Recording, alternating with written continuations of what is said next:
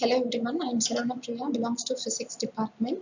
So I am here to discuss about the topic Discovery of Radioactivity under the course Nuclear Physics. Radiation.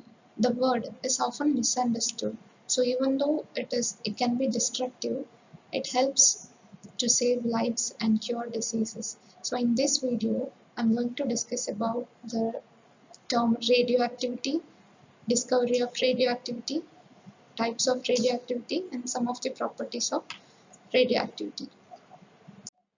So what is radioactivity? Radioactivity is the spontaneous emission of high energy particles or high energy light photons resulting from the nuclear reactions. So it is the process by which an unstable nuclei loses energy by emitting certain kind of radiations. So material which contain unstable nuclei is considered as a radioactive element.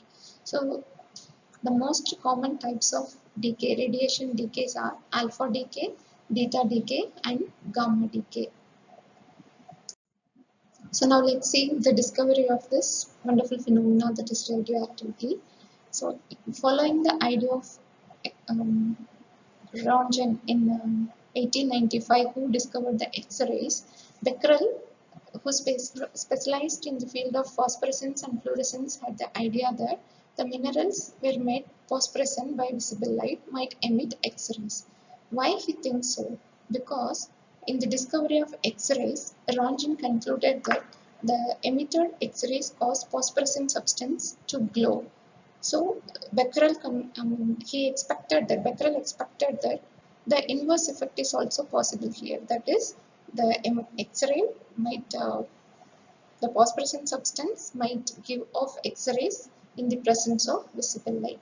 So to try his idea, he experimented by wrapping a photographic plate using a black paper so that sunlight cannot reach the black paper. Placing a phosphorescent uranium mineral on it and exposing it to the bright sunlight. So after developing the photographic plate, he observed the pattern of the outline of the uranium salt. And then he repeated his experiment many times. So all the times he can obtain the outline of the objects in between the photographic plate and uranium salt. One cloudy day, he could not. He repeated his experiment, but he expected he could not record anything on the photographic plate due to the cloudy weather, but surprisingly, he observed the clear picture of the crystal that is placed on the photographic plate. So he concluded that this had nothing to this effect, that is the radioactivity effect. At that time, he didn't name that as radioactivity. So he concluded that this effect had nothing to do with the light, but that exposure came from uranium itself. So even in the dark, he can observe the effect. Initially, Becquerel believed that his rays were similar to that of X-rays, but later his research showed that his rays were deflected by electric and magnetic field. So he recommended Marie Curie to choose the subject for her doctoral thesis. Marie Curie, along with Pierre Curie, they both began the research in the field of radiation. So she coined the name radioactivity, and with the help of her husband Pierre, they succeeded in isolating two new radioactive elements in 1898. One is polonium and another one is radium. So here polonium and radium, polonium is 60 times and radium is 400 times more radioactive than uranium. So along with Becquerel, Anthony Henry Becquerel, Pierre Curie and Marie Curie were awarded by Nobel Prize in the year of 1903 in the field of physics. So soon after the discovery of radioactivity, Marie Curie coined the name radioactivity, and she figured out how one can measure the intensity of radiation emitted by uranium. So after that, many scientists focused in this field, and Ernst Rutherford, he identified two types of radiation from the uranium element. One is alpha and beta radiation. During his study of ionization of gases by uranium. So during his research, he identified that alpha radiation produces greater part of ionization and it can be stopped by a single sheet of paper. So beta radiation produces much less ionization when compared to alpha, and it is capable of penetrating several millimeters of aluminum and copper sheet. So in 1900, gamma radiation was discovered by Willard, who found that the radium emitted an extremely penetrating radiation, which can capable of penetrating through several centimeters of lead.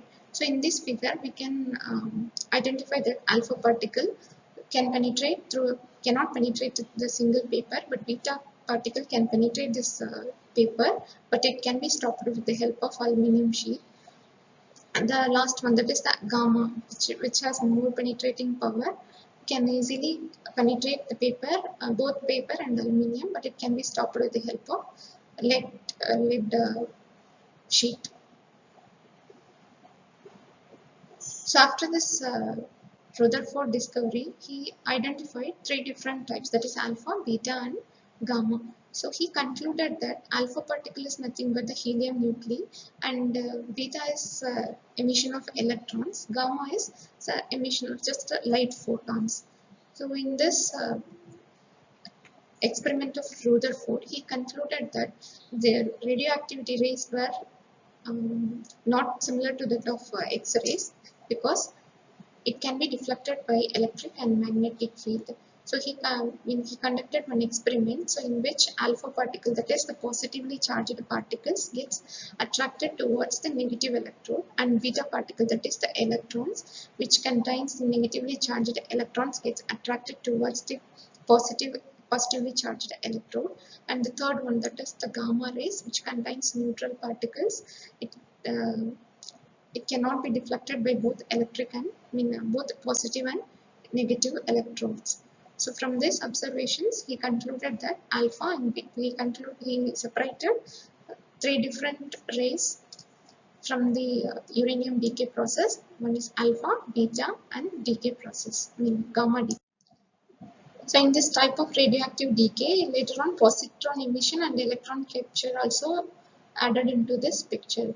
So in this table, one can see the process, that is alpha decay, beta decay, gamma decay, positron emission and electron capture. So during the alpha decay, parent nuclei can emit alpha particle, and its mass number is decreased by 4, and the parent nuclei is converted into daughter nuclei with the emission of helium nucleus.